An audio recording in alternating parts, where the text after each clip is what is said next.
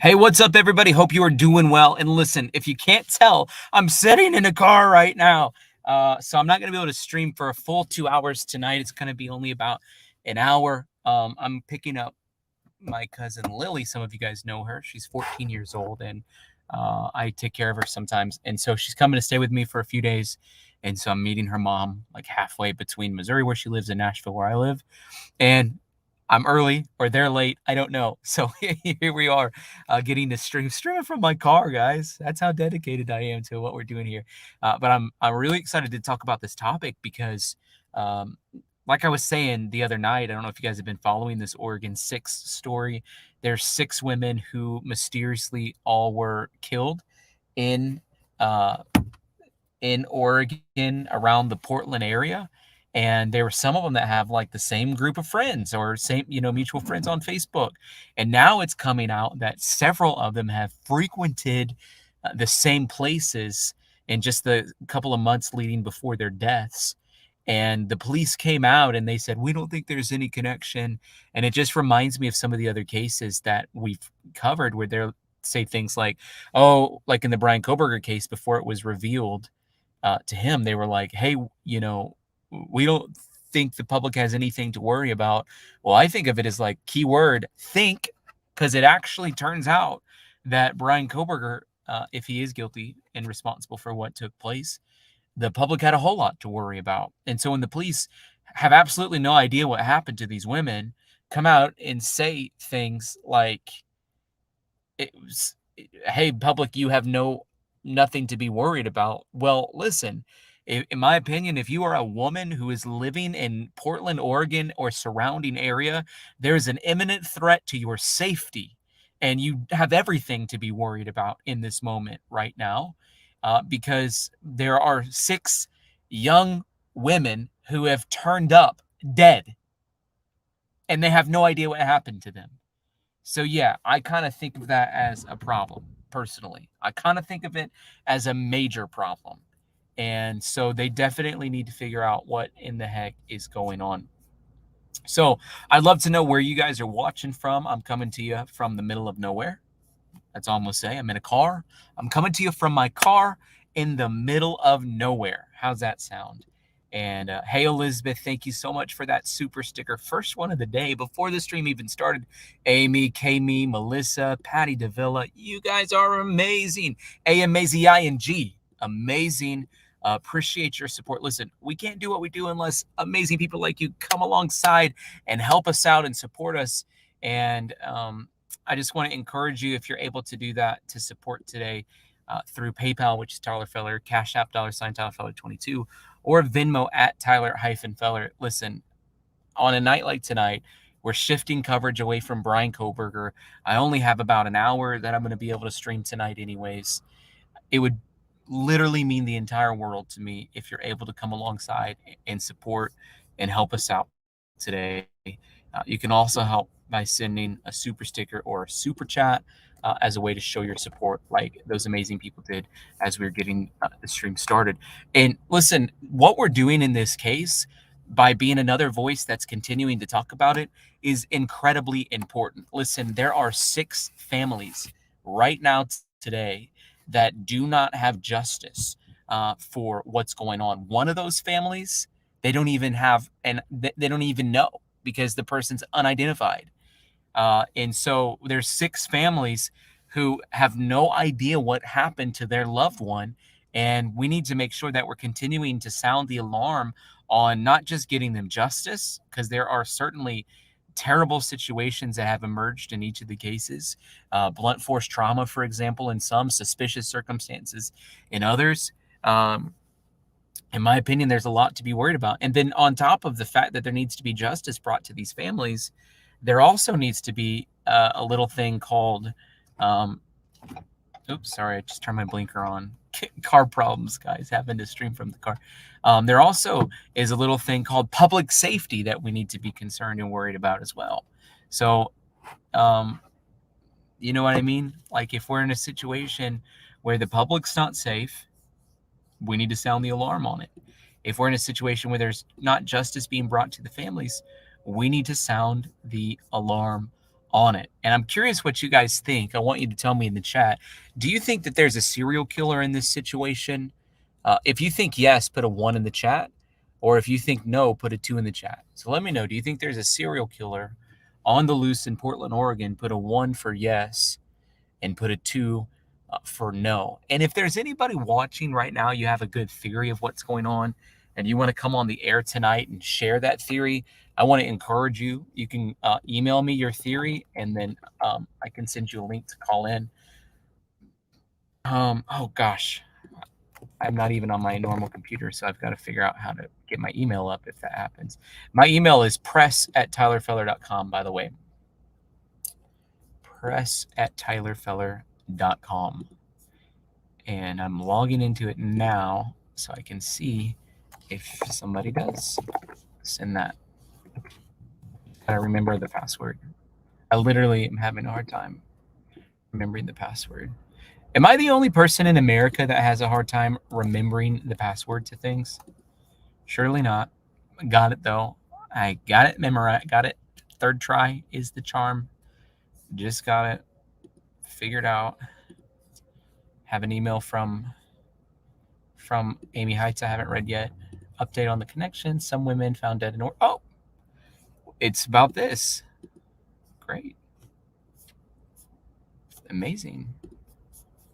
Pamela, thank you for that super sticker. Amazing, amazing, amazing. Really appreciate that.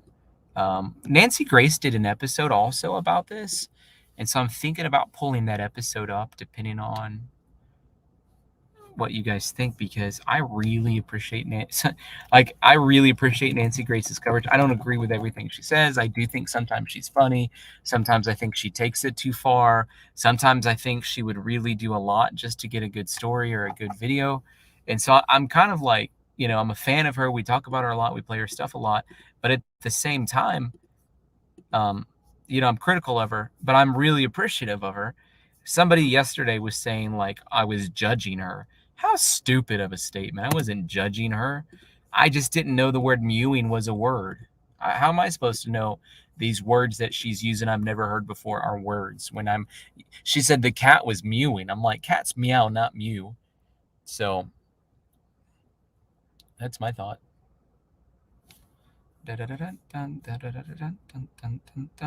Okay, let me read this article to you guys. By the way, I'm going to start the super sticker train a little early tonight just because we're only going to be able to do one super sticker train today.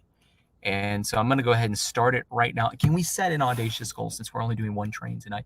We usually go after like between 17 to 20 on a super sticker train. We only have one train tonight on our super sticker train.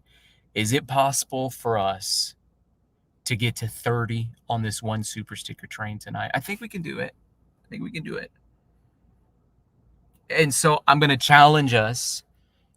Could you hop aboard the super sticker train? Help us out. Can we go after 30 on this super sticker train since we're just doing one? And it's just an invitation. It's a fun way for us to invite your support on this channel. And by the way, a percentage of everything that comes in, we put into our benevolence fund, help people in short-term financial hardships. And trust me, that is absolutely needed. That arose out of this channel organically because there were times where people that were part of the Feller fam or watched regularly really needed help financially with stuff. And then we would help them. And then I just felt like the Lord was saying, hey, make this a part of the ministry of what you guys are doing. And so we ended up just creating what we call our benevolence fund as a way to help out. And so every time you send a super sticker or a super chat, a portion of that goes into our benevolence fund. And we have helped a significant amount of people with a significant amount of money. So every dollar, every super sticker, everything matters. Hey, Patty Davila. Woo! First aboard that super sticker train. Thank you. Melissa. Hope you're doing well. Thank you. Really appreciate that. Amazing. Well, let's read this article. 3 of 6 women found dead in Oregon frequented the same places in months before their deaths as cops try to keep the public from being freaked out about a serial killer. Well, it's kind of too late. People are freaked out. Joanna Sparks, 32, Charity Lynn Perry, 24, Bridget Leanne Ramsey, 31, frequented the same places in the months before their deaths, according to sources. They're among 6 women who were found dead in Oregon and Washington in secluded areas within 100 miles of each other. Police have previously said that there's no connection, and the cops are trying to keep the public from being freaked out. Well, kind of too late. The public is freaked out, at least in my opinion. I got this report from News Nation. Actually, let's put it on, see what they're saying about this. If the video is too choppy, let me know, and then we're going to just have to have a good conversation tonight. I'm using my hotspot as our internet, and I don't know how it's working. It looks like it's coming and going based on if there's a semi behind me or not. So it's a little bit out of my control, but hopefully the connection's good enough that this video will play without a bunch of skipping. All right, we're learning some brand new details about 6 deaths in the Portland area, which have sparked fears of a possible serial killer on the loose. Police in the area have insisted that is not the case, though, saying as recently as earlier this week that the cases are not connected. We told you about this earlier this week. How do they know they're not connected? That's the craziest thing to me. They're like speaking with so much authority. The police are saying they're not connected. How do we know? Give me proof that they're not connected. That's what I want to know. Ooh, I have a little button on my seat that actually makes me taller. This is a lot better. I was like I felt like reach above my head to use my computer mouse. Let me see. Oh, Melissa, thank you for gifting that membership. And Duck for Life, congratulations on 6 months. You said I'm in Oregon and never heard about this until you stream, and that's a problem to me. That's a problem to me. Your local news should be covering this case like crazy. We should be covering this, if you're in Oregon news, like crazy. However, new reporting from newspaper The Oregonian finds at least some type of connection between at least 3 of the victims. Some of the women even visited the same places in the months before their deaths. That's according to this new reporting. So joining us now, we bring back Dr. Debbie Goodman, a nationally recognized criminologist, a professor. She knows her stuff. Dr. Goodman, so great to speak with you again. I just spoke to you about this on Monday. So there's now this new information about 3 of the victims in the same area. It shrinks this radius from about 100 miles down to essentially 0. How significant is that? Yes, good afternoon, Nicole. Always a pleasure to join you for the conversation. And this woman, Dr. Debbie Goodman, I wish we were friends with her so we could get her on the show somehow. Maybe we can. Maybe you guys can pray about it and help us figure out how we can figure out how to get her on the show. She's so smart on all of the cases that we've heard her talk about. She shares some really intelligent things. And the other day, one of our favorite guests, Jason Jensen, who's a private investigator, was watching. He had messaged me about her. He says she's like right on the money about this thing that she was talking about. So I wish we could figure out a way to get her on the show. Hey, Belinda, thank you so much for that super sticker. By the way, that takes us to 3 on our super sticker train. It's 10% of the way there because we're going Audacious Goal tonight for 30. Hey, Kami, thank you. Really appreciate that. Let's see what Debbie Goodman says. This, for me, as a criminologist, is very significant. So when we last spoke, we knew of 6 female decedents within the 100-mile radius, but this new information really is huge. Why?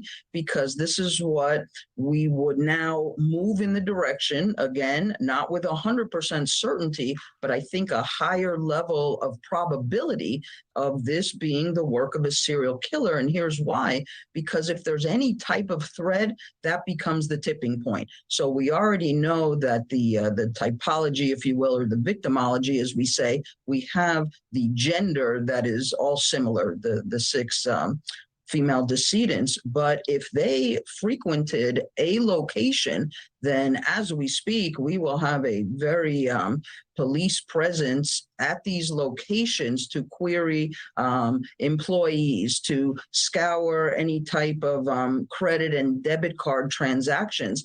And for me, 3 out of 6 really is huge. And I think that this potentially is now moving more so in the direction of the work of a serial killer.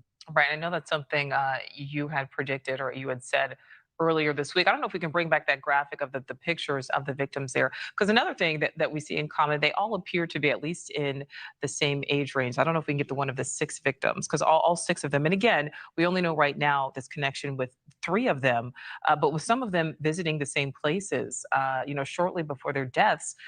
Are police being careful about their words, potentially so they don't cause a And that one that they don't even know the name of, the unidentified person, she probably had been in the same place too, but they don't have a way of knowing it, would be my guess.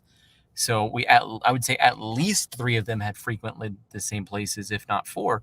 And I kind of had this theory that I said the other night. I'd love to know your guys' thoughts, but my theory on it the other night was like, hey, probably not all 6 of these are connected, but certainly multiple of them are. I would say certainly probably not all 6 are connected, but some of them definitely are.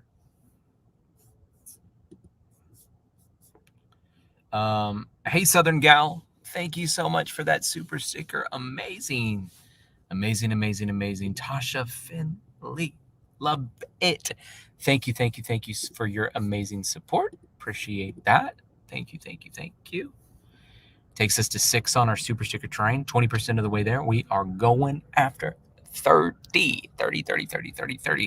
And I think we can do it. I think we can do it. Melissa Lisa coming in hot with the biggest super sticker of the day so far at $10. Is she going to remain in the lead, or is somebody going to come and surpass? panic? Yes, I think that is absolutely correct. And our local, state, and federal law enforcement officers and agents, I have the utmost confidence. And as we spoke last, the semantics on a lot of this will be important. So certainly our law enforcement officials do not want to create the panic, the fear, the anxiety unnecessarily so. However, as we proceed with this and hour by hour, as we know, as new information comes forward, then I think it would be important, certainly for me as a criminologist, to really recommend that our citizens, particularly in the states and the city, just operate a little more, let's say, on high alert, meaning see something, say something. Yeah, she's exactly right, folks. If you're living in the Portland area, Doug Bishop, his family, we have several pastors that I've interviewed over on the Deep Waters channel in the Portland area. Several people like Duck for Life that lives in Oregon and surrounding area. If you are in that area, high alert, not tiny alert. I'm talking HIGH, high alert, HIGH, high alert, because something fishy is going on big time. TJ says, I appreciate your coverage on this. They're keeping it quiet locally. When I was searching on Facebook, TJ, the other night, I found this thing where it was like one of the parents of the victims had put together where like some of these, back when there was only 3 dead, before there were 6, back when there was only 3 dead, one of the parents of the victims had came out and said like, hey, there's mutual friends on Facebook between these victims. There's something going on. And so they were trying to sound the alarm, but nobody was listening. And now it's skyrocketed all the way to double that in just about 6 weeks, all the way to 6 instead of just 3. And it's now become a significant problem, a big time problem. And we definitely need to keep our eyes and ears on high alert everywhere, always, but especially if you're in Portland. I want to know some of these places that they were frequenting, because I don't want my family hanging out there when there's potentially a serial killer on the loose. Are you kidding me? Amy Heights, thank you. Tim W, thank you, thank you, thank you, guys. That takes us to 10. Savannah Stoley, thank you. Appreciate that. Amazing for that support. Thank you, thank you, thank you. Thing. And if something just simply, Nicole, doesn't look right, sound right, feel right to a citizen, that should be a prompt to make the call to police. That's why we have our law enforcement officials. And the day-to-day hope, of course, for all citizens is safety, security, and survival. So we would never want that to be compromised. And again, the recommendation for citizens who may know anything at all to please call police with any tips. And I know when I spoke with you earlier this week, you said, it seemed very likely that this could be the work of a serial killer. Dr. Goodman, we still don't know the cause of deaths for the victims. It hasn't been released. If there are different reasons for their deaths, if there are different causes, would that make it less likely to be the work of a serial Good killer? question. Well, it depends, Nicole. It's not uncommon. First, we'd like to think that the way in which these murderers operate are aligned in totality. If so, if now again the majority of the decedents have died in a certain way, I believe it has been verified that one of whom misspeaks died of blunt force trauma to the head and neck. Now, if we start to, our investigators reveal that there is similarity, then again, we're moving in a higher level of direction for a serial killer. However, I will tell you also, sometimes they will change their methodology, particularly when they know that now law enforcement officials, that they're in the spotlight. And they too, these killers, do follow media and journalism reports because they enjoy that. Yeah. So we will see. Dr. Goodman, always enjoy talking to you. You certainly.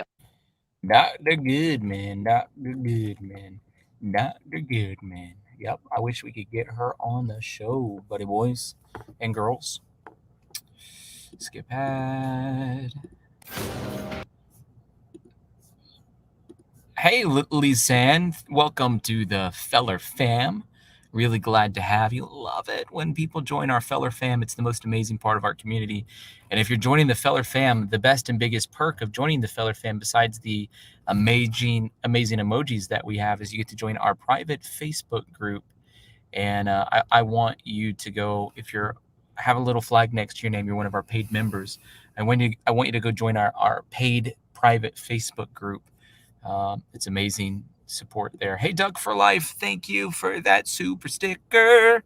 Duck for Life is now tied on up with Melissa Lisa for the #1 super sticker of the day. Thank you, Duck for Life, for your support. Would you guys say, I want you to put a 1 in the chat or a 2 in the chat. 1 means yes, 2 means no. Would you guys say at least some of the cases are connected? Put a 1 in the chat. If you think no, they're all totally disconnected, put a 2 in the chat.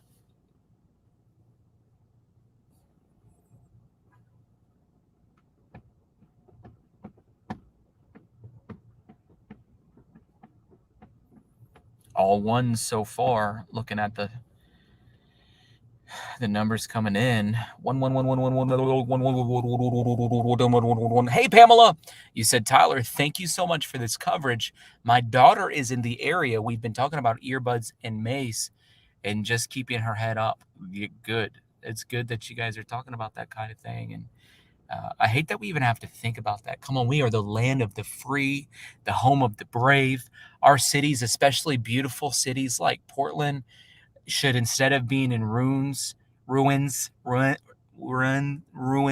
of being in ruins with a cloud of demonic activity above the city, they should be beacons of hope around the world for people who don't get to live in democracy and don't get to live in the freedom that we have. They should be picturesque of what the American dream looks like. And instead, I feel like a lot of the cities in America are ran down, nasty, falling apart with Eeyore clouds over them, and it makes me really sad. So I hate that we're even having a conversation, but thank you for your super sticker, and we're gonna continue to talk about it. So for sure, we're gonna continue to cover it on this channel because it is absolutely an important piece of thing. Jennifer Swain, thank you for gifting those Feller Fam memberships. Amazing.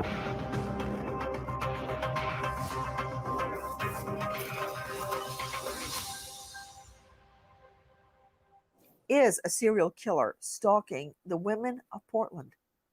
So far, the body count is up to 6 young women, all very similar to each other, found just miles in and around Portland, miles apart from each other. Are they connected?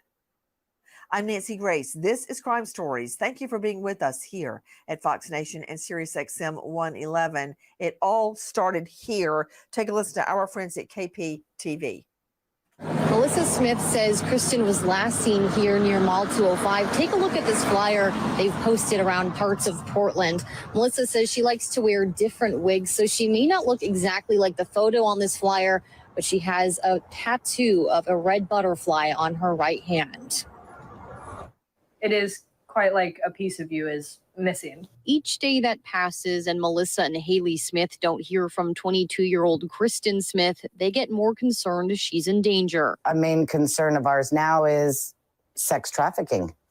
We don't know, but with things we've been told, or, you know, people that know her are saying it's a possibility, because this is not like her to just disappear.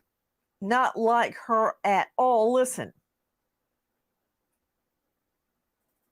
Kristen's mom, Melissa, last talked to her on November 19th and hasn't had contact with her since.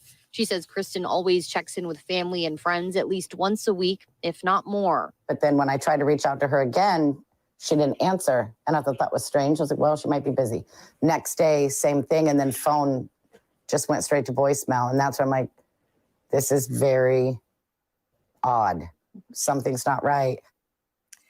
Well, those feelings, that intuition, turn out to be true. Take a listen to our friend, Seong Kim.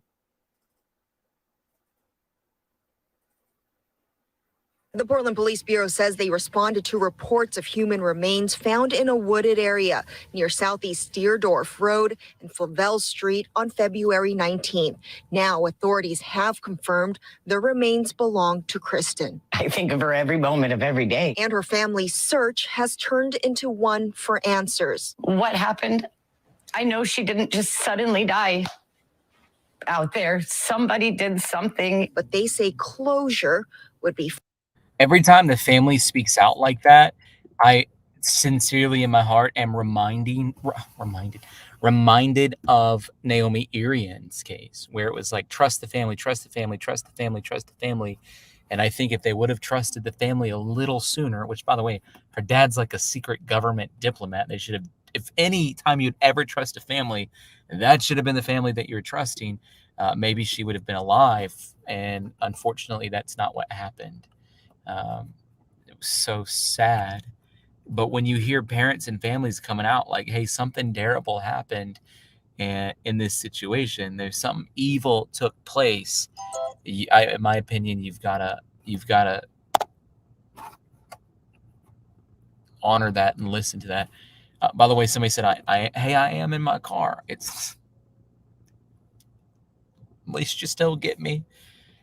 We're up to 12 on our super sticker train. I am in my car, and I'm only doing one super sticker train today because we're not going to be able to stream for like a full 2 hours because I am picking up Lily, my cousin, and she's going to come and stay with me for a little bit. So I'm a little early, or they're running late. I don't know. You can decide, but I'm not going to be able to stream for like a full 2 hours like we normally stream. So we're only able to do one stream. That's why we set an audacious goal of 30 super stickers. And if any of you want to be like extra generous, just because you appreciate what we're doing and you're sympathetic to our cause, it'd be amazing. Okay, back to Nancy Grace. Oh, back to Amy Heights with that super sticker. Thank you, Amy Heights. finding out what happened to Kristen. For the truth to come out, she deserves justice. That disappearance, that death, that discovery of Kristen Smith, age 22's body kicked off a series of discoveries of young women, all in the same area, all similar in physical characteristics, all left out in the open, such as in a rural, a forested area, one in a gutter to be found. What do we know now? Let's start at the beginning. And the beginning, as we know it right now, is the disappearance of Kristen Smith. Joining me in all-star panel, but first I want to go to Annette Newell, KXL, with KXL News, and host of Speaking Freely with Annette Newell. Annette, thank you for being with us. Tell me about the discovery. No offense, but I don't think that's the best picture of Annette Newell. And I can say that fairly because somebody posted today a picture of me on the internet. It was so bad. I screenshot it to a couple people. I'm like, they literally posted the worst picture of me I think I've ever taken in my life on the internet. It's right there on the internet for everyone to see. It is literally the worst picture I've ever taken in my life. And they like kind of edited the picture to make it even worse by cutting out the background. So I'm not judging this person. I'm sympathetic to her cause because I too was the victim of a bad picture posting recently. So when I see her in this picture, I'm like, this isn't probably not the best picture of her because she's looking like straight up in the air like this.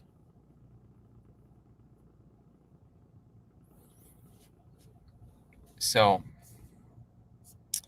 Patty Davila, thank you. Melissa Lisa, thank you. Amy Vanderbuurt says, happy Thankful Thursday. That is a great idea. It's Thankful Thursday. Why don't you guys write something you are thankful for in the chat? No stealing from me. I'm thankful for the Feller fam.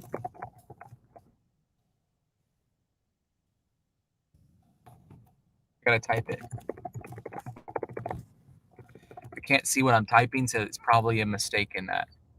No, there wasn't. That's pretty good for a no-look type. That's pretty good. And no mistake, no-look type by me in the comment section just now. Talk about a win. Anyways, Annette Newell, this does kind of look like, in my opinion, a bad picture of her. And I don't even know what she looks like. She's looking way up in the sky. Discovery of Kristen Smith's body. Her body was found in a wooded, secluded area in southeast Portland's Pleasant Valley neighborhood. That again kicked off the search for. There have been 6 women found, and she was only 22 years old. She was one of the youngest victims, but all of these victims have been in their 20s to early 30s. While the case of the murder of Kristen Smith, and I find it really difficult to believe that anyone would assume that she just goes off into the forest and dies. I mean, this is clearly a homicide. That said, while that case is still under investigation, just days later, yet another body is found. Take a listen to our friends at crimeonline.com. With 3 children, she could always count on her family to be there for her. In the first week of April, when family members hadn't heard from her for a few days, they started reaching out. After not getting her by phone, family members started talking to one another, trying to retrace their steps back to figure out who talked to her last and, more importantly, when. Realizing it had been longer than anybody realized, the entire family got worried about Joanna Speaks. That's right. A mother of 3, Joanna Speaks, the next person. Take a listen now to our friends at Fox 12. Just before 6 p.m., Ridgefield Police and Clark Cowlitz Fire responded to this abandoned property and found Speaks dead near the barn. A medical examination ruled it a murder, and Clark County sheriffs believe she was killed elsewhere, then moved to this location. But her killer has not been found. There's no way that Her killer has not been found. They know it's a killer, guys. Hey, Lisanne, thank you so much for that super sticker. Guess what? Lisanne, with that, you've tied Melissa and you have tied Duck for Life for the #1 super sticker of the day. We got a 3-way tie at that $10 Rooney mark. Thank you guys for your support. Belinda, thank you. Appreciate that. Amazing support, guys. Hey, we're rocking and rolling on this super sticker train. We got 12 more super stickers to reach our goal, super chats to reach our goal. I wonder if you guys can help us get there. she would have gone down without a fight. So whoever did do this likely had injuries or something like that personally as well, like from her fighting back. How do you continue on? I don't know. Yeah. Nothing is off the table as to what we're thinking could have happened. The family of Joanna Speaks is left shocked and speechless after getting a phone call that their 32-year-old sister. Part about it too that kind of makes me sad. Let me know what you guys think. Where they said this thing that I found so heartbreaking. They said that the family got together and realized it had been more days than any of them realized that nobody had heard from their loved one. Listen, guys, you need to give a text message or a phone call to your loved one. I'm telling you that much right now. If you have a loved one, you need to be incommunicado with them. I'm telling you that much right now. You need to be in touch with them if you have a family member, because you never know, right? You never know. And so you need to be absolutely in touch. Hey, Barbara, thank you for the money you sent over on Zelle. Really appreciate that. Amazing blessing. Thank you so much, Barbara, for your support. Thank you, Naomi, for that super sticker. Man, amazing, amazing, amazing, amazing. We're only 11 away from our goal. From Oregon City was found near an abandoned barn in Ridgefield, Washington. Joining you right now, Professor. By the way, I saw this right here. Law Angela in Waiting says, I've never been more excited than for a book. Bought my first Bible today. I love that so much. Congratulations. Really proud of you. Forensics at Jacksonville State University, author of Blood Beneath My Feet on Amazon, and star of a hit series, Body Bags, with Joseph Scott Morgan. He coincidentally is marking the 100th program this week. Joe Scott, thank you for being with us. I find it really interesting that no one is saying Kristen Smith was murdered, because I believe she was. Why would you go off to a secluded, heavily forested area and just die of natural causes? That doesn't make sense. But I'm curious about what you think regarding the discovery of the second woman, Joanna Speaks. That's 1 out of 6 so far found in the Portland area, where police are convinced that that was not where she died, that she was brought there, dumped there, which adds an entire new dimension to these murders. Yeah, and with Miss Speaks, you're talking about a case that is actually not in Oregon. This case actually originates in Washington, across the river. And you know, there's a couple of interesting things here, Nancy. But They still talk all about within just a few miles from each other. yeah, within a few miles, absolutely. And it's interesting that they say that she was not killed in this location, and they've stated near a barn and then in a barn. So that's kind of curious, because that's a location, isn't it, Nancy? It's not like just saying out in the woods or out in a wooded area. That gives you an indication that an individual may have had knowledge of a specific structure if they were looking to hide a body. Also, very significant here, this is the single case out of this cluster of 6 that we're talking about where we have a manner and a cause of death. Nancy, this is very personal. This is not someone that was shot at a great distance. We're talking about blunt force trauma to the head and the neck, which means that somebody either used an instrument like a bludgeoning tool, or they used their hands to literally beat her to death, or perhaps even stomp on her. We don't know yet. But you're talking about intimate contact at this moment in time, and this raises it to a completely different. I was wondering if there was intimate contact, then that actually doesn't lean towards a serial killer, right? Or does it? Level, because this is just purely horrific. Well, I agree, it's horrific, but I'm curious about why they believe that she was dumped there. This was a disposal site, which makes it at least a secondary crime scene, if not a tertiary. So is that true for all of the women? Because I'm looking for connections, similarities, and dissimilarities. Listen. Multnomah County deputies need your help after what they're calling a suspicious death in the area of Ainsworth State Park. On Monday, someone found the body of Charity Perry of Longview in a culvert near East Historic Columbia River Highway and Northeast Tumalt Road. Before that, she was seen last month in downtown Portland around Southwest 4th and Washington. If you have any information in this case, please contact Multnomah County deputies. So now we have a third body that emerges. There is Kristen Smith, age 22. There is Joanna Speaks, age 32. And now Charity Perry. Charity Perry's dead body has been found. Back to Annette Newell joining us, KXL News. Annette, explain to me how Charity Perry's body was found. Sure. Yeah, she's 24 years old. Her body was found in a culvert near Ainsworth State Park, and that's in East Multnomah County.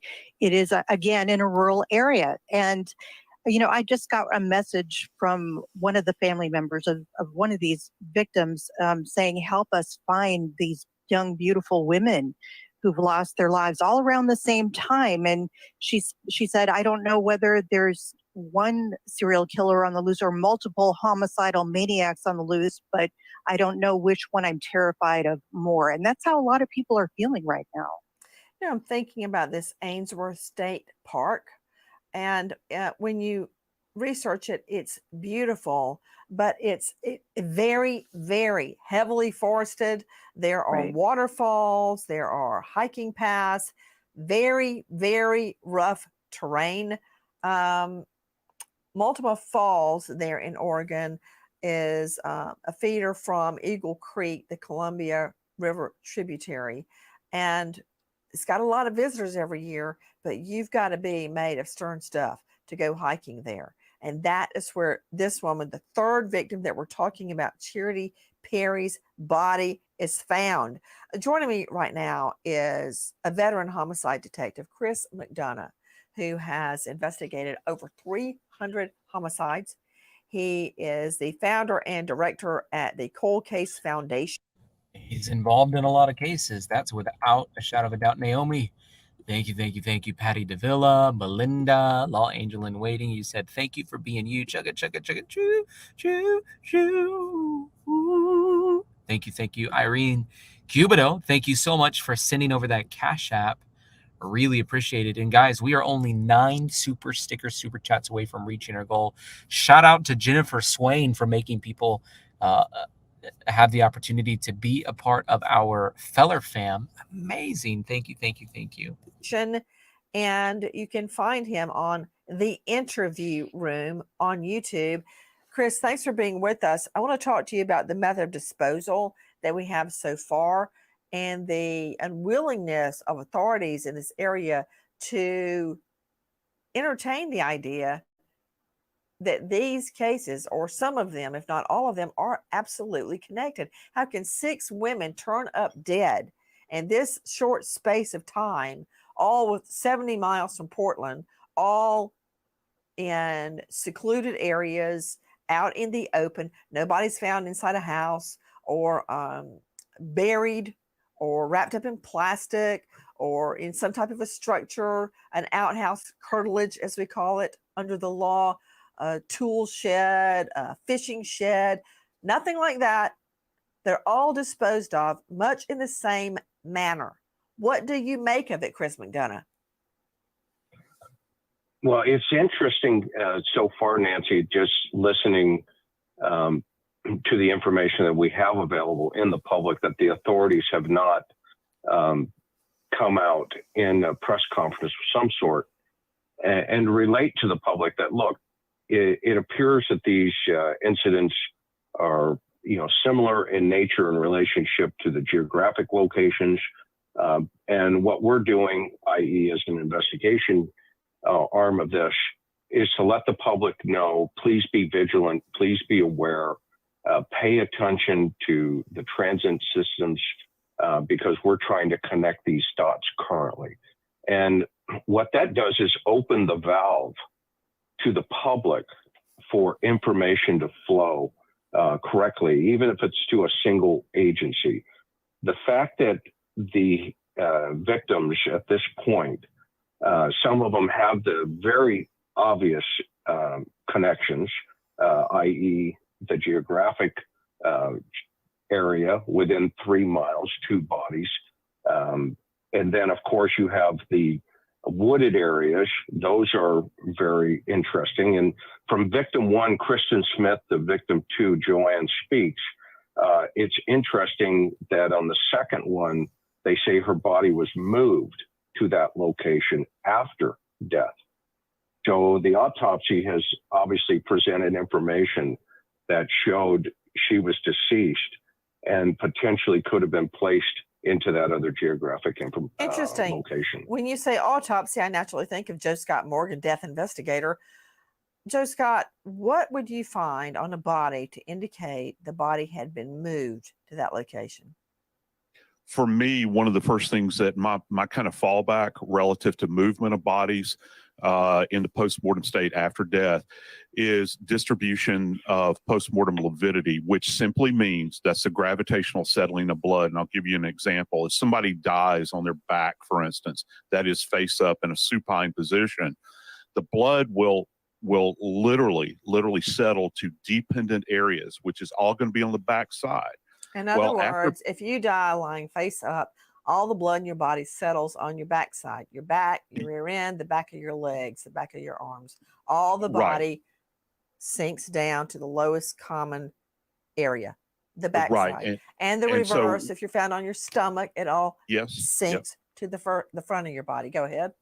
And so after a period of time, and this is key, after a period of time, lividity fixes, Nancy, which means that all those little vessels we have just underneath the skin, our capillary beds, the blood that has settled in those areas begins to leach out of those little capillary beds, and it literally stains what's called the interstitial tissue, all that tissue that surrounds those vessels, and it just stains the skin. And it doesn't matter what happens, you can't get rid of it. So let's just say, for instance, you have an individual that is lying on their back for a protracted period of time after death, okay?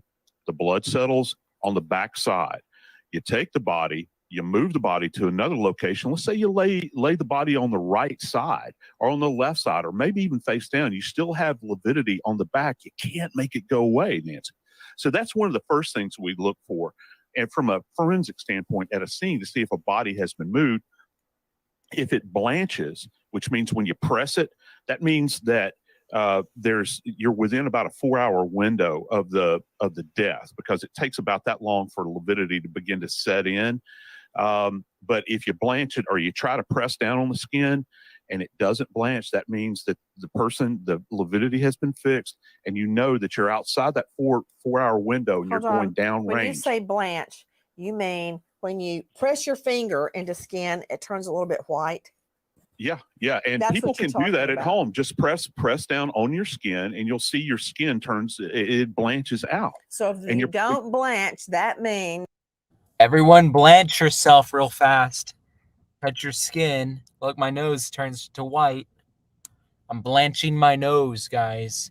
I'm a nose blancher. Amy Heights, thank you. Pamela, thank you. Naomi, thank you. Appreciate your guys' support. 6 away from our goal. And we also have a 3-way tie with the $10 mark on our super stickers today. So I wonder if anybody's going to surpass that 3-way tie. But let me know, are you guys going to blanch? Hey, Law Angel in waiting. Woo! Appreciate that. We are 5 away from our goal. It's 4 fixed. hours. Okay. Yes. Yeah. You know what I thought of, Joe Scott? And everybody on the panel, Dr. Bethany Marshall joining us, Kathleen Murphy, high-profile lawyer, Annette Newell, Chris McDonough. Jump in, remember. Why do I have to keep telling you people? This is not high tea at Windsor Castle with Charles and Camilla. All right? So jump in. Joe Scott Morgan, when I heard Annette Newell from KXL State Detectives thought Joanna Speaks had been moved to that location, I was thinking that maybe part of her body, I was just thinking of her backside, like her legs or her back, had movement marks, like when you get scraped from hitting asphalt or being dragged across gravel, it leaves that marking on the back of your skin. Or if she had been dragged, that maybe her pants or her socks or some part of her clothing had been pulled in that direction. Do you see what I mean? Oh, yeah. Yeah. And there's or certain just things you can look for other something- than, Or maybe there was There are- some particle on her, like gravel, like I'm not even sure what, that affixed to her that was not in the environment where she was found, like an asphalt scrape. And of course, those particles would still be in the scrapes if they looked at them. Yet she's found in on a lawn or sitting up against that barn. That's what I thought of. But what you said was really interesting about the lividity and the blanching. Hold on, guys. I hear Kathleen Murphy, high-profile lawyer, joining us out of North. She blanching? Make sure you blanch. Guys, we went straight from a 3-way tie to a 2-way tie with the $20 mark. We got back-to-back 20s, people. Double for the trouble right here. Thank you, Savannah Stawley. Thank you, Jennifer Swain. Appreciate that. And by the way, guys, we're only 3 away from our goal. After these heavy hitters, Savannah and Jennifer both came in ultra hot. Appreciate your guys' support. Carolina. You can find her at NC, North Carolina, ncdomesticlaw.com. She has also investigated and worked on many, many cases that end in homicide. Kathleen, jump in. Thank you, Nancy. I just want to point out some similarities of these victims. I was doing a little bit of reading, and a lot of these sweet women have been very petite build. They have a very small build, 5 feet, 5'1", smaller frames, easy to. I noticed that too. By the way, Tim Wright sent 15 on Cash App trying to break the tie right when we got the double 20s.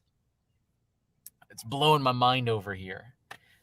Okay, I noticed what she was saying. They all appeared to be shorter and skinnier women, even the one that they've drawn the picture of, which, by the way, if they're going to draw a picture, they can certainly draw a more flattering picture than the one that they drew. It's not even a good angle. If you're going to draw a picture, you can pick the stinking angle in which the picture is drawn from. And so they didn't do a great job on the drawing. But even that person, I think, only weighed like 130 pounds or something. So they're small frame, short, skinny women. So there is a similarity. I mean, there is a similarity in the victims. Without a shadow of a doubt, there are some similarities here. By the way, you better blanch. Carry, easy to place. And a lot of the women involved clearly come from loving families who are missing them. And we need to find some type of connection or some type of answers for these families, because the women involved had a very, very similar type of lifestyle, and they had a similar type of family connections. Nancy, if I could jump in about that, you know, Portland, Oregon is a very outdoorsy place. People love to hike, they go to the public parks, they're out and about. And all of these women seem to have been apprehended when they were out in public. And I think that's a very important similarity. This is not like somebody is breaking into their apartment or into their cars. You know, remember Richard Ramirez, the Night Stalker? He broke into women's homes at night while they were in their beds. So that's a very specific offending style. To apprehend women, murder them, take them to a different place when they are already outdoors tells us something about this guy, that maybe he's an outdoorsman. Maybe he's the kind of guy who watches women as they hike or as they picnic or as they hang out with their friends. You know, there's been plenty of cases where serial killers will find young lovers who are maybe in a lover's lane kind of situation, or, you know, having sex or making out in their cars by a lake. That's a particular type of offending style paired with victim selection. Again, Richard Ramirez would break into people's homes. Look at Kohberger. We don't know if he would have gone on to become a prolific serial killer, but he targeted college women who were in sorority houses. So this at least gives the public some kind of clue, if there's a serial killer that ties all of these cases together, that he is kind of on the move out in public. You know what? That's a really good observation. You're hearing Dr. Bethany Marshall, renowned psychoanalyst, joining us out of Beverly Hills. You can find her at drbethanymarshall.com. That is a really good analysis of how these women may have been accosted, ending up dead. We have described Kristen Smith's discovery, Joanna Speaks, and Charity Perry, but then an unidentified Native American is found. Guys, take a listen to our cut B, as in brother. An unidentified woman between 25 and 40 years old was found dead near. This one is the saddest to me. Saddest. Amy Vanderpue, she says, breaking the tie.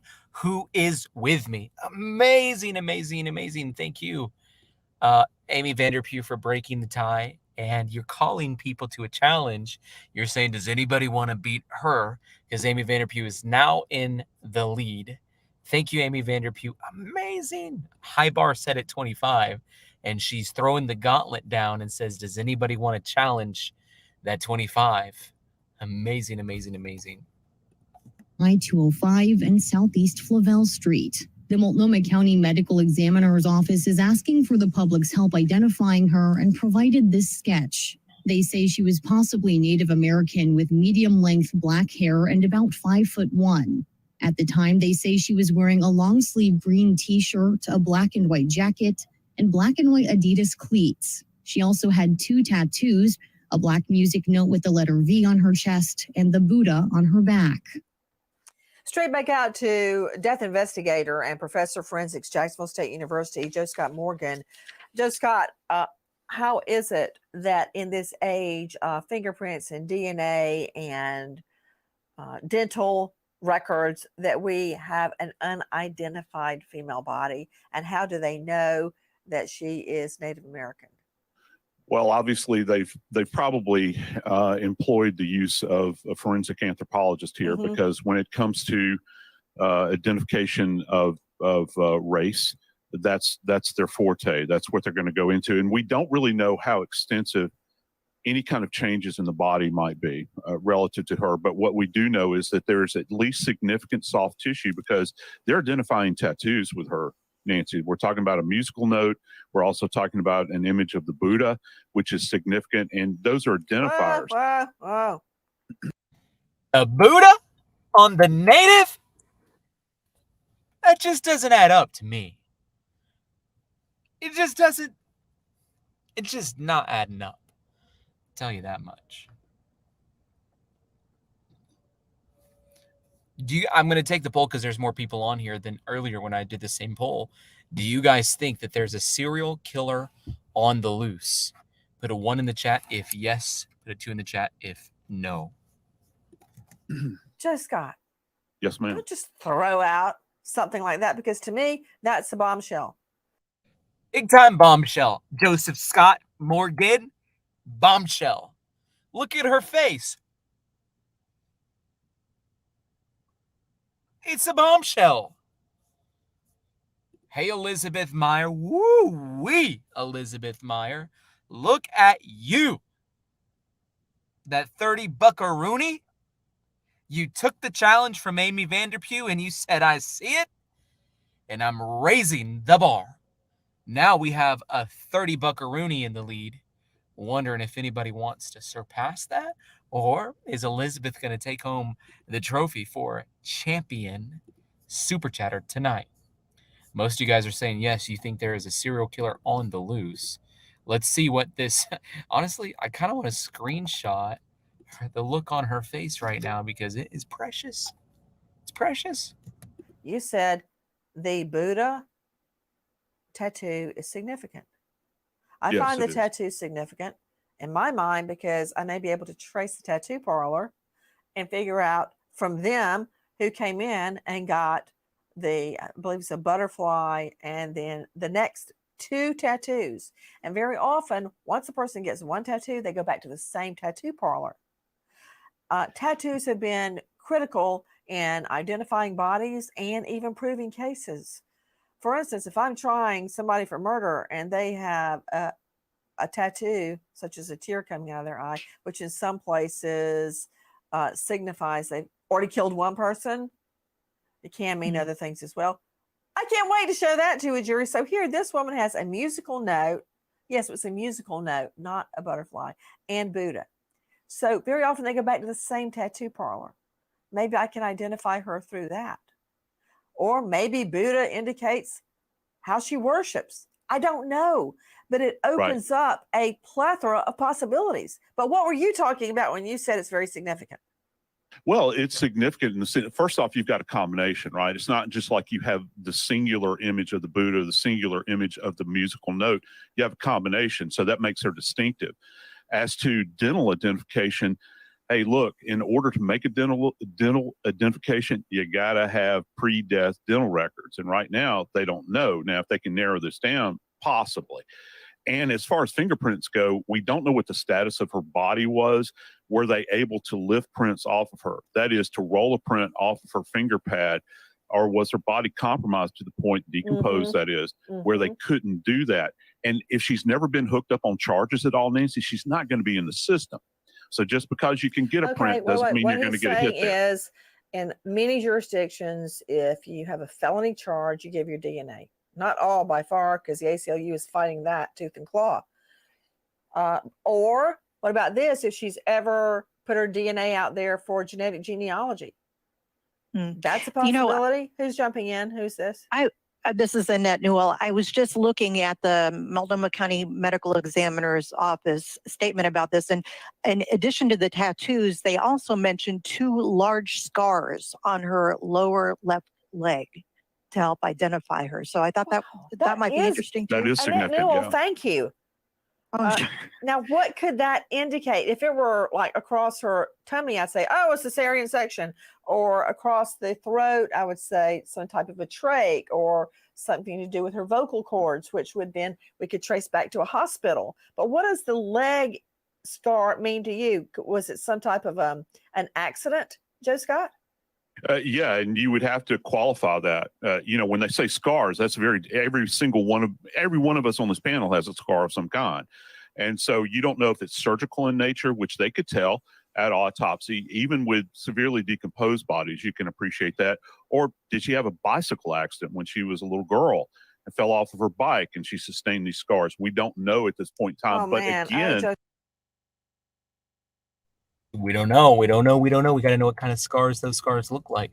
Patty Davila, thank you, Law Angel in Waiting. Appreciate that. We're in the bonus category now. Tyler, your facial expressions, LOL. So, hey, somebody's got to keep it interesting around here. What would you guys do without me? Scott, just last night I was talking to John David and Lucy, and John David actually has a scar that looks like a smiley face on his thumb where he cut himself on a scout campout. And he was, catch this, showing somebody else how to use a knife. All right. So that said, and you're right, this could come from a bike accident when she was a little kid. It could come from a motorcycle accident. It could come from a surgery.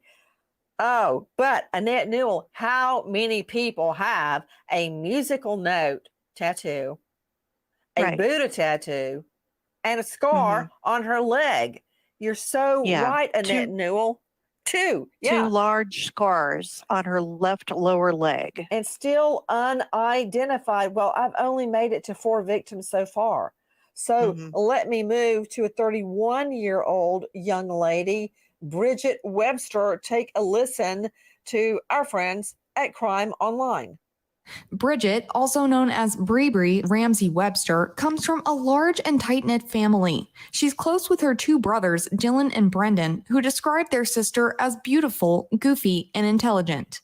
Webster frequently shares cooking tips from her mother and photos of her 2 cats on Facebook. In fact, Webster recently welcomed 3 kittens and is working on finding them good homes. Then, Webster disappears. Dr. Bethany Marshall, you know what strikes me about what our friends at crimeonline.com just said? It sounds like all of us. I'm constantly sending pictures of recipes and something I made and this and that and the other thing. And talking about finding homes for the kittens, it makes her so real to me. Nancy, this is a woman who loves her mother, loves her siblings. They love her. It sounds like she's fostered 3 kittens after having a cat of her own, and now she wants to find good homes for them. this is a good person. I mean, this humanizes her. This places her in the context of family relationships and community. But as a Native American, I was thinking about those tattoos. They really tell a story. They tell a story of somebody who maybe has a Native American heritage, has migrated to maybe an out culture type situation where now she's interested in. That's exactly what I was thinking. Exactly what this woman is saying is precisely what this little brain of mine was thinking. It's almost like we're sharing the same thought. That's how much. In Buddhism, maybe she's gone to college and studied music, or she plays in some kind of a band. So these tattoos also tell a story of a rich life, a person with a personality, with a community. You don't just get a musical note tattoo if you're not embedded in the music community in some way. So we look at these two victims, and now there are overlapping circles between different communities. The music community, the animal shelter community, people who foster kittens and then rehome them or rehouse them, or people who generally know the different animal rescue centers or veterinary clinics in a certain community, people who send recipes. They may be a part of an online cooking community. So now this really places these women's personalities, their lives, in the context of culture, community, friendships, love, so we can begin to delve a little further into who they are. And Nancy, who might have accosted them, murdered them, who may have known them? What is the thread that ties all of this together? And not only the unique individual characteristics, but as Dr. Bethany Marshall just said, we're looking for commonalities, these characteristics as they relate to characteristics of the other woman. Right now, we're talking about 1, 2, 3, 4, 5, the fifth female victim in the Portland area whose body has just been found. April 30, 2023, Bridget Webster. Take a listen to our friends at KOI. What's the story on like the native situation? Like, why are there so many native people that go missing that are unidentified? Like, it's absolutely insane.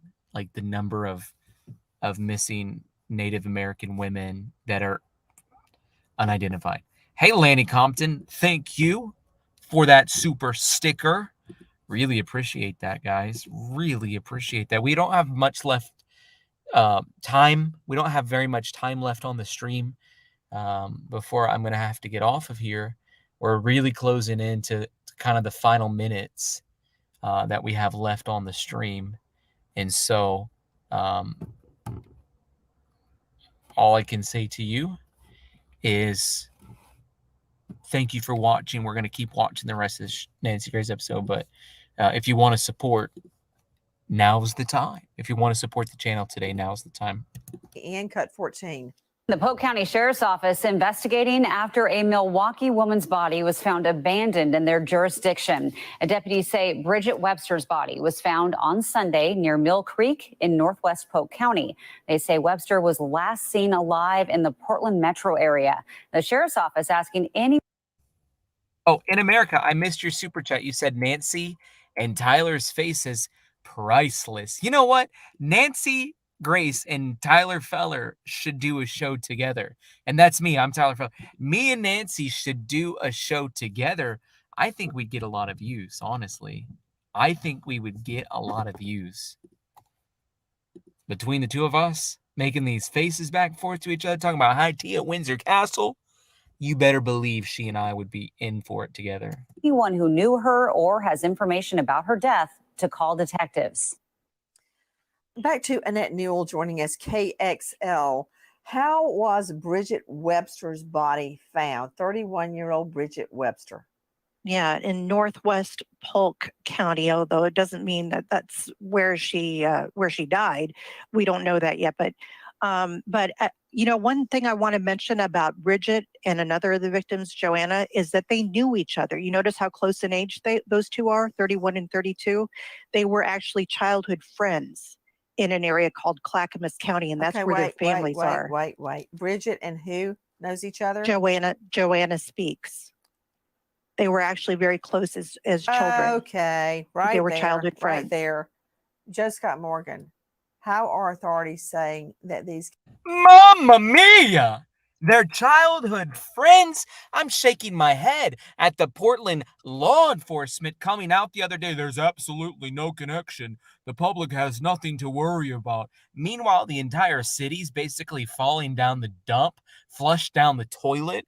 Companies like Walmart are leaving and packing up, saying they never want to put a store there because of the general lawlessness that exists. And they're wanting to come out and say these two childhood friends that were murdered on the same time, that the cases are not connected. Are you kidding me? This is absolutely preposterous.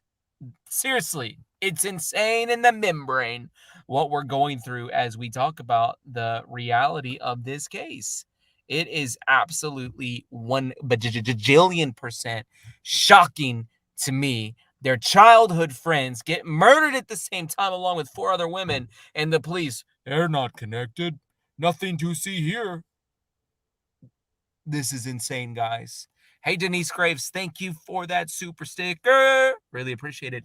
And Jennifer Swain, too, by the way, thank you for gifting those memberships. Hey, the way it makes my heart feel, I love it. Thank you, thank you, thank you. Cases are not connected. How are they saying that there's not a serial killer? How can there be this coincidence? 2 young ladies similar in age, 31, 32. One found April 30, one found April 8th in the same area, and they're childhood friends. You're not talking about a metro population of like 5,000 people, Nancy. We're talking about Portland, Oregon, which has a huge population. What are the odds that these two would have known one another in childhood, and then they would both be found deceased in isolated areas in pretty close proximity from a chronological standpoint? It's very hard to get past that intellectually. I think you begin to think about this. What kind of connection do you have between these two women? When were they last together? I think that's significant. When had they both had communications with one another? And you begin to see a connection. And then even further, who are the common components in their life? Who are the individuals that they still have contact with that know something about them intimately? Is there anybody in their current situation in life that knows their comings and goings that you can tie back to that individual? That's somebody I'd like to ask some questions of. Guys, we haven't even gotten to the 6th victim, Ashley Real. Take a listen to our cut 3, our friends at KGW. We've heard from 2 of the law enforcement agencies handling these cases, and basically they're not ruling anything out at this point. They're talking with partner agencies on the off chance these cases are somehow connected. And this comes as a relief to the family of 1 of the 5 victims. These woods off Southeast Judd Road in rural Clackamas County is where deputies discovered the remains of Ashley Real. The 22-year-old was last seen in late March at a fast food restaurant and transit center in East Portland. These photos of Real are some of the last before she turned up dead in that heavily wooded area. I want to understand why authorities would say these cases are not connected. To Kathleen Murphy, high-profile veteran trial lawyer joining us out of North Carolina. What do you think? I am shocked at the news that the 2 victims knew each other. I am concerned that all of these women had similar builds. I tied together the location of all of the bodies. And it's concerning to me that all of these women were in a very walkable, transit-based area. And it seems to be something that's fairly easy to pick up a small woman. And I do think that there's a connection between these deaths and the location and the manner of death. Back to Annette Newell joining us from KXL. What do we know about the circumstances surrounding the discovery of Ashley Real? There's actually a video of her that police have been posting that was the last time she was seen alive. She was at a fast food restaurant in Southeast Division Street on March 27th. and that she may have also been at a transit center, a MAX station, that same day. And she's an Hispanic female, 4 feet 11 inches tall, as you mentioned, 85 pounds, a very small young woman. And we know that, let's see, they have descriptions of what she was last wearing. She was carrying a tote bag, and it just created a lot of panic in the area when we were like, this is, like you said, this is the 6th person in a row that we've been asked to try to find. And then again, she's found in a wooded area in the southeast area. Guys, this is what they're publicly saying. Take a listen to our cut 18, our friends from KOIN. It's definitely something that they're looking at. They're aware that there seems to be some similarities there, but it's too soon for them to say that there's, anything directly linked between these. The deaths of Perry, Webster, and Reel are all being investigated as suspicious. We spoke to neighbors near where Smith's body was found in February, telling us law enforcement teams have been back to the scene several times since then, where teams were walking shoulder to shoulder in the fields. We're a big enough metro region, especially here, where, people come and go across the bridges. And so they're very used to working with the other agencies in other states. Okay, let's figure out why they're saying that. Why they're saying it's too soon to say anything directly linked between them when 2 of them were childhood friends. Joe Scott, what is happening? I don't know. My thought is, how far back in time do we want to take this to find out if there are other women? I think this is going to be significant. As moral of the whole story today is that there's absolutely something fishy going on, and it is very likely that these cases are connected. We need to continue sounding the alarm on it so there's justice brought to these families and so that the people of Portland feel safe. I'm telling you right now, if you're living in the Portland area, you are not safe. You are not safe. You need to take every possible precaution that there is because you are not safe. All right, guys, I've got to get off of here. I'm going to pray for you before we leave. I want to just let you know every single person that was able to support through Super Sticker or Super Chat, Venmo. Actually, I don't think we had any Venmos, but anyways, Venmo, Cash App, PayPal, whatever way you're able to support today. It means the world. I sincerely mean it. We cannot do this without your support. So if you appreciate this channel, if you believe in what we're doing is important, please continue supporting us through PayPal, Cash App, or Venmo, because we cannot do it without you. Let me pray for you as we're going to end the stream tonight. So, Father, in the amazing and mighty name of Jesus, I thank you for every single person that's on the stream right now. Lord, I pray that they'll be filled with righteous anger over this case in the way that I am, Father, that we'll want to continue to get down to the bottom of what's going on. I pray for the families that have lost a loved one, that they'll be covered in your purity, your grace, your hope. And your word actually says you're close to the brokenhearted. So I pray, Lord, they sense your goodness and your mercy in your closeness. We bless them in the mighty name of Jesus. And Lord, I thank you that we had an opportunity to be able to gather here tonight. Lord, I pray even the people of Portland who are filled with fear in this time right now, that there's actually not a spirit of fear that comes upon them, but love, peace, and that surpasses all understanding, Lord, that you would protect them. So we pray for young women that need protection, and we bless, Father, what you're doing in Jesus' name. Amen. Well, thanks, guys, for hopping on the stream, and I'm really glad that we were able to have this time together tonight, and appreciate you. We'll see you back tomorrow at 7:30 p.m. for Faith Friday, right? Tomorrow's Friday, right?